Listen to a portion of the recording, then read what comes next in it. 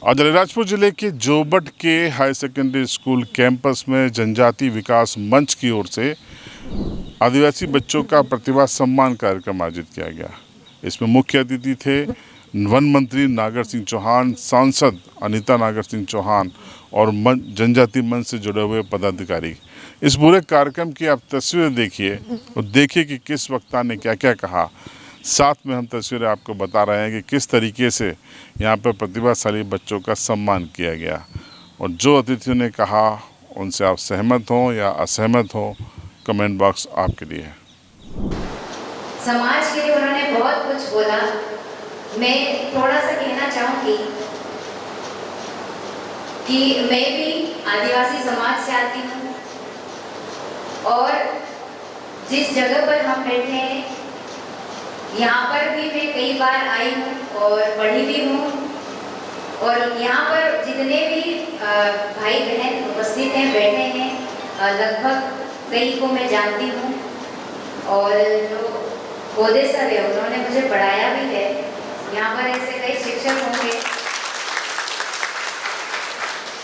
तो मैं ज़्यादा बड़ी बात नहीं कहूँगी, सिर्फ बच्चों के लिए कहना चाहूँगी कि सबसे पहले तो आप सभी को बहुत बहुत बधाई कि आप लोगों को आज सम्मानित किया जा रहा है। आप लोगों ने जिस मेहनत और जिस लगन से पढ़ाई की, चाहे वो किसी भी क्षेत्र में हो, आपने मेहनत की और आपको सम्मान दिया जा रहा है, वो भी जनजाति समाज के द्वारा, हमारे भाई बहनों के द्वारा आप लोगों को सम्मानित किया जा रहा है। और प्रतिवर्षानुसार इस वर्ष भी इस का आयोजन किया। मैं उन सभी भैया बहनों को धन्यवाद करती हूँ क्योंकि हमारे समाज के भाई बहन जो आज सम्मानित होंगे उनको देखकर जो दूसरे बच्चे हैं उनमें भी पढ़ाई की या खेल की और प्रतिभा जागृत हो। पहला मैं ये कहना चाहूँगी कि हम पढ़ाई करें, लेकिन हमारा एक लक्ष्य होना चाहिए कि हम पढ़ाई किस लिए कर रहे हैं और उसी को ध्यान में रखते हुए हमको आगे बढ़ना चाहिए। और पढ़ाई की कोई उम्र नहीं होती है, जैसा कि पौधे सर ने बताया है कि मैं पढ़ रही हूँ, तो वास्तव में मैं पढ़ रही हूँ। मैंने कभी पढ़ाई नहीं छोड़ी है, चाहे कोई भी परिस्थितियाँ रही हैं, लेकिन मेरी मतलब रुचि रही है पढ़ाई में, तो मैं करती हूँ, मुझे अच्छा लगता है पढ़ने में। तो आप से यही कहना चाहूँगी कि आपकी उम्र पढ़ाई करने की है तो आपको पढ़ाई में ध्यान देना चाहिए, क्योंकि एक उम्र के जाने के बाद हम पढ़ाई नहीं कर पाते हैं। कई ऐसे बच्चे हैं जो 10वीं के बाद पढ़ाई को छोड़ देते हैं, 12वीं के बाद पढ़ाई छोड़ देते हैं। वो परिस्थितियाँ कई होती है। अधिकतर माता पिता चाहते हैं कि हमारा बेटा या बेटी घर का काम करें और घर में एक बेटा हो तो खेती का काम करेगा। इस तरह से हमारे माता पिता की ख्वाहिशें रहती है, उनके मन में कई तरह के सवाल होते हैं, तो वो उनकी जगह सही होते हैं। लेकिन हमको पढ़ाई नहीं छोड़ना चाहिए, हमको पढ़ाई करना चाहिए, क्योंकि आज अगर हम खेती की बात करें तो हमारे माता पिता के पास या हमारे भाई के पास पहले जितनी जमीन नहीं रही है, जमीन के बंटवारे हो गए हैं। हमारे माता पिता के पास छोटे छोटे खेत हैं, तो उस खेत में हमको अनाज उगाना है और अच्छी फसल पाना है, ज़्यादा फसल पाना है, तो उसके लिए हमको वैज्ञानिक तरीके से खेती करना होगी। और उसका हमें, अगर हमको जानकारी नहीं है, जानकारी का अभाव है, तो हम कम खेती में ज़्यादा पैदावार कैसे कर सकते हैं। तो इसलिए भी पढ़ाई आवश्यक है। आप चाहे कोई भी क्षेत्र में चले जाओ, कोई भी जगह चले जाओ, डॉक्टर बनना हो, इंजीनियर बनना हो, वकील बनना हो, खेती करना हो या कहीं भी अच्छी जगह काम भी करना हो, तब भी पढ़ाई आवश्यक है। हो रहा है श्री जोबट की सभी बेटा बेटियों, उपस्थित भाइयों बहनों, मैं आप सबको बहुत बहुत बधाई देना चाहता हूं, शुभकामनाएं देना चाहता हूं कि आप सब लोगों ने मेहनत करके अपने अपने स्कूल में प्रथम स्थान पाया। मैं आप सब बेटा बेटियों से कहना चाहता हूं कि जीवन में हम सब लोगों को आगे बढ़ना है तो सबसे ज्यादा हम सब लोगों को पढ़ाई पे मेहनत करना पड़ेगी। क्योंकि आपको पता है, अलीराजपुर जिले में हम सबको पता है, अलीराजपुर जिला ये मध्य प्रदेश का सबसे गरीब जिला है। और उसका कारण यहाँ पर हमारे पास छोटी छोटी जमीनें हैं।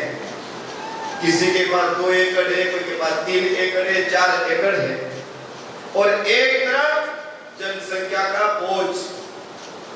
कभी कभी हमारे पास लोग आते हैं तो किसी के पिता को बच्चों के नाम नहीं मालूम नहीं होते। मैं गांव में गया तो उन्होंने कहा कि भैया हमारे यहाँ फ्री का अनाज मिल रहा है। तो मैंने कहा क्यों नहीं मिल रहा? मैंने कहा आप एक दिन मेरे पास सब लोग आओ। मैंने गांव के लोगों को बुलाया, सचिव को बुलाया, सरपंच को बुलाया, फूड वालों को बुलाया और मैंने उनसे कहा कि आपके पास जितने भी कागज है सारे कागज लेके आप सब लोग आना। तो आपको ये पता होगा कि अनाज प्रति व्यक्ति 5 किलो मिलता है।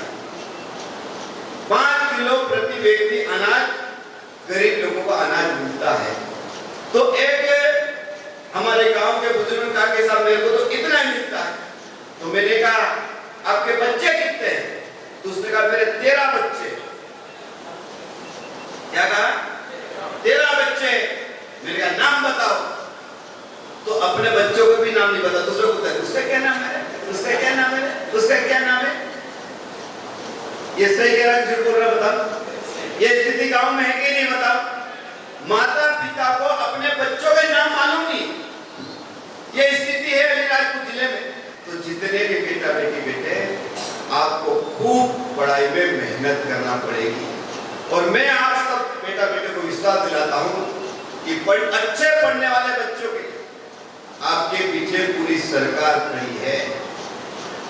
या मेरे बहुत सारे पुराने साथी लोग बेटे हैं, शिक्षक बेटे, और सारे मेरे आदिवासी भाई जितने भी बेटे हैं, नेता बेटे, अधिकारी बेटे, शिक्षक बेटे, आप मुझे एक बात बताओ कि आप और हम जब पढ़ाई करते थे उस समय सरकार की इतनी सुविधा आज जो मिल रही है पहले सुविधा मिलती थी क्या? बताओ तो। आज जितनी सुविधा सरकार दे रही है, जब हम लोग पढ़ते थे स्कूल में तो इतनी सुविधा नहीं थी। लेकिन मैं आप सब बेटा बेटे से एक ही बात कहना चाहता हूं कि आपको आगे बढ़ना है तो आपको अपना लक्ष्य तय करना पड़ेगा। लक्ष्य अगर आपने मन को छोटा कर दिया तो आप आगे नहीं बढ़ सकते। अभी मैं जोबट का उदाहरण दे रहा हूं। एक बच्चा था, इस बार 12वीं में उसने टॉप, पूरे जिले में शिशु मंदिर का बच्चा है। उसके पिताजी का निधन और वो बच्चा जोबट में बहुत गरीब है। वो बच्चा मेरे पास आया, उसने मुझे मार्कशीट दिखाई और उस बच्चे के 500 में से 470 नंबर आए। कितना है? 500 में से 470 नंबर आए। उस बच्चे ने कहा कि भैया मैं आगे पढ़ना चाहता हूं। तो मैंने पता लगाया कि बच्चा है किसका। जोबट के राठौर समाज का बच्चा है। उसने कहा मुझे आईएएस की तैयारी करनी और मैं बन के दिखाऊंगा। मैंने राठौर समाज के लोगों से बात की, यह लड़का किसका पता लगाओ। समाज के लोग आए, समाज के लोगों ने कहा कि भैया ये बच्चा हमारे समाज का ही है। उस बच्चे ने कहा मुझे इंदौर पढ़ना है। मैं आपको इसलिए बता रहा हूं कि पढ़ाई के ललक क्या होती है। फिर राठौर समाज के लोगों ने उस बच्चे को 25,000 रुपए दिए, मैंने 25,000 रुपए दिए और आज वो बच्चा इंदौर में पढ़ रहा। मैंने उसको छात्रावास में भी उसका मैंने करा दिया था। और वो बच्चा कहता है कि मैं 5-6 साल में आईएएस बन के दिखाऊंगा। और मैंने उस बच्चे को कहा कि जितना पैसा लगे मैं आपको पैसा दूंगा, आप मेहनत करो। आज हमारे सामने चित्र लगे, भगवान बिरसा मुंडा जी का लगा है, टाइटिया मामा का लगा है, चिंदू किराड़ जी का लगा है, चंद्रशेखर आजाद का लगा है, इनके बारे में हमको पढ़ना चाहिए। लेकिन मैं कभी कभी देखता हूँ बस वीर साहब हमारे टाइम टेबल में डांस खूब करते बच्चे, क्या दिन भर डांस करते, क्यों दादा है कि नहीं? और बोलो बच्चों के किसके बोले कि हम टाइम टेबल बन गए, ऐसे बोलते ना।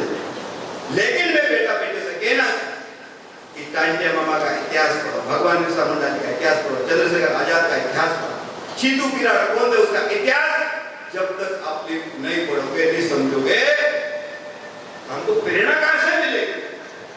और इसलिए मैं आप सब बेटा बेटे से कहना चाहता हूं कि आपका ये जीवन, आप अगर मेहनत करोगे तो आपको आगे बढ़ने से कोई रोक नहीं। मैं आप सब बेटा बेटे से कहना चाहता हूं कि जो बच्चा, बेटी बेटा अच्छे पढ़ते हैं, लिखते हैं, मेहनत करते हैं, नौकरी मिलेगी तो हम करेंगे, छोड़ेंगे नहीं। लेकिन उसके बाद भी हम लोगों को स्किल डेवलपमेंट के काम सीखना ही चाहिए, हुनर के काम सीखना चाहिए। कि सीखना चाहिए बताओ?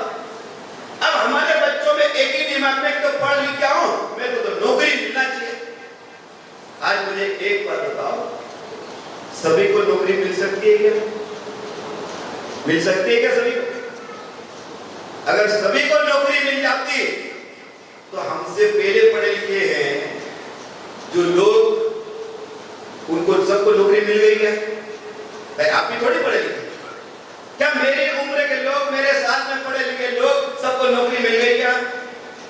तो आप जितने भी बेटा बेटी पढ़ रहे सबको नौकरी मिल सकती है क्या? तो हमको दूसरे काम भी सीखना पड़ेगा, स्किल डेवलपमेंट के काम हमको सीखना। और मैं आप सब बेटा बेटों से कहना चाहता हूं कि स्किल डेवलपमेंट के काम इतने अलीराजपुर जिले में है, आपको गुजरात और बाहर जाने की जरूरत नहीं है। अलीराजपुर में राजस्थान के लोग आके काम कर रहे हैं, दिल्ली के लोग आके काम कर रहे हैं। लेकिन हमारा अलीराजपुर जिले का बच्चा कहता है मैं तो पढ़ लिख गया हूं, मैं बेरोजगार हूं, क्या रोने से काम चलेगा क्या? बताओ।